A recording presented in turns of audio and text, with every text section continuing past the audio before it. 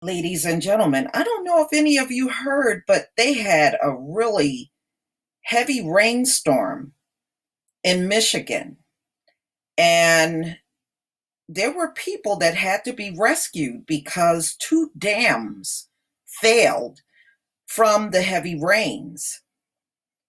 So this came out on USA Today, May 25th, 2020, a nightmare movie, Tales of Michigan residents escaping the catastrophic Midland flood.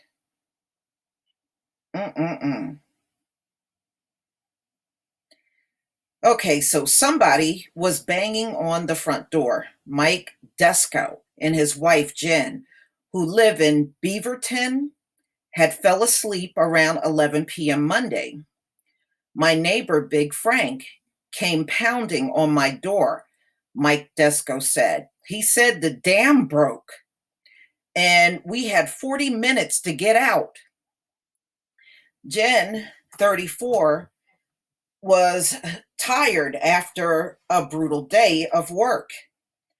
She is a medical assistant at a doctor's office and worked outside all day during the rainstorm, doing triage in a parking lot because respiratory patients are not allowed into the office because of the coronavirus pandemic.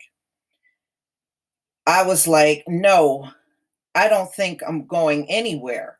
I've heard this story before, Mike Desco said. Mike Desco, 37, went behind his house to look at the water. He lives on a canal at Wixom Lake, and the water had climbed halfway up his yard. Then I heard a fire truck, evacuate, evacuate. When I heard that, I'm like, yeah, I think we'll go. The dam held for about 19 more hours, which allowed the Descos to return to their home several times on Tuesday. Mike tried to put sandbags around the crawl space, but that was pointless because the water kept rising. Stay safe and in, okay, so wow, let me just go down a little. Wixom Lake was like a giant bathtub filled to the brim, and the water spilled over the edge, flooding roads and rushing into houses by the shore. Desco raised his pontoon boat as high as he could. After a few hours later, Mike and Jen returned again, and the water had risen significantly. They trudged through 3 feet of water. Damn. We were here for about 15 minutes and it rose.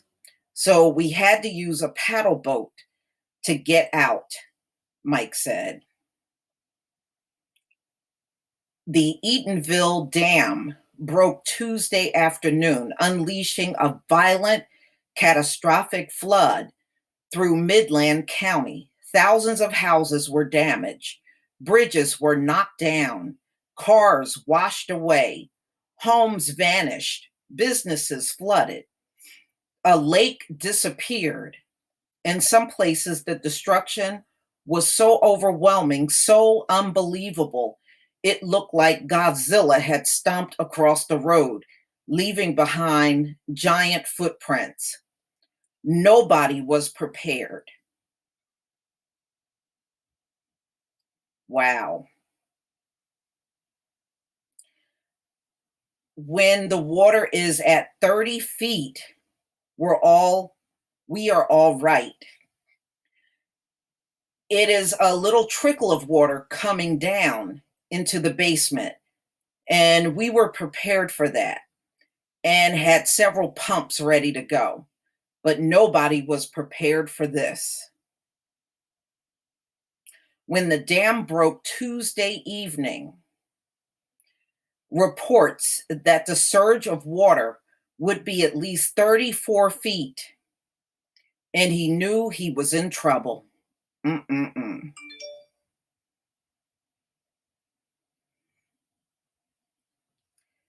Okay. He called his twin brother Kevin, who lives in Bay City. We gotta go. He unhooked a 12-foot aluminum boat from the trailer. I grabbed my wife and got the neighbor, and she's 90 years old. He helped his neighbor into the boat. He has two dogs. Well, damn, y'all fiddle around too much. Just get your ass out of there. Dogs, neighbors, and all that stuff. Okay, I was worried with the three of us in the boat and both dogs might tip over, but I didn't want to take a chance to capsize the boat. So they were trying to get out of there. Man, I'm just, whoo, that's a lot of water. Mm-mm-mm. The river had swelled so wide it looked like a big lake. The water swirled and churned and sounded like something you would ride in a white water raft. You could hardly row in it. I've done a ton of rowing in my day. It was intense, but you got to do what you got to do. It was a little hairy. Okay. So these are people just giving their account of getting out of there after these dams broke. Bev Thompson, 58, lived in a two-bedroom house in Sanford for about 11 years. She looked out her window Tuesday and decided to stay, even though there was evacuation orders. They kept saying the river was getting higher. And I kept saying, okay, I can watch it through my window. They said everybody should evacuate. And I said, oh, I've been through this before. A few houses away, there was another woman that ran a tax service out of a small building, and she tried to prepare what she thought would be the worst. She picked up everything on the floor, thinking it'll never flood on the ground because they haven't had really a lot of flooding in 30 years. Well, guess what? She was wrong. She was wrong. Man, I tell you what, when they say evacuate, they would not have had to tell me twice. Like some of these folks, they hesitated and it got to be a really bad situation for them.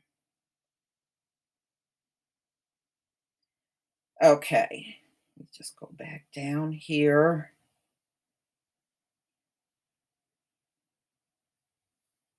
Okay, so Bev Thompson fell asleep. About an hour later, she woke up unsure whether it was her dog barking or phone ringing. My son called and said, the dam is going to break, she said. My dog was barking and there was water in the house. It came in quick.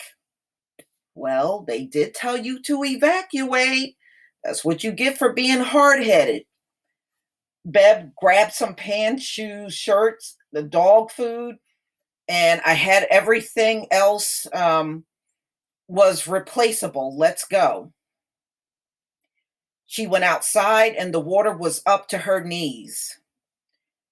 She had a broken foot and had to hobble through the water wearing a boot she grabbed. Dakota, a 13-year-old boxer, Sharpay, and she had to put him in the truck with a broken foot. Damn, you should have been got your butt out of there. Some of these people, they need to use some damn common sense. You got a broken foot, the flood is coming, they're telling you to get out of there, and you just ignored that? Now look at how you're struggling.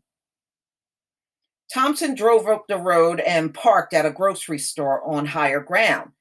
I put the seat back and laid there, and me and the dog laid there, me and the dog, she said. The next day, she watched people drive past a police barricade and headed downtown Sanford. She decided to go look. Sanford was a complete disaster. The phone poles were knocked down, cars were scattered around town. I just stood there Where is my house? She said. It was gone. I see my washer and dryer, but where's my house? Thing swept her whole house away. The house had vanished, washed away. I lost everything, she said. I don't believe it. I'm in total shock. It used to be right there next to the fence. There's nothing there. I don't know where it went. It could be in the woods back there. Shoot, you were so hard-headed, she could have been killed. Mm-mm-mm. She looked to the right, and the water had picked up the tax building off of its foundation and split in two. Wow, the lake disappeared. So she's pretty much saying the same thing. There was a lake, and the lake is gone. I mean, y'all, this happened all up in Michigan. This happened in Michigan, and this was not even a week ago. Boy, I tell you what, this is one of many disasters to come this year. I mean, they're already still talking about how bad the hurricane season is going to be, but I'm not surprised. I also have a story about how the dams across the country are in bad shape. And some of them are so bad, it can potentially kill many people. But I'm not surprised they have not kept up with the infrastructure in the country. Not surprised. But y'all, please tell me what you think. This only happened like this past Tuesday up in Michigan. Please leave your comment and subscribe. Don't forget to hit on the notification bell, and I'll see you on the next video. Peace, family.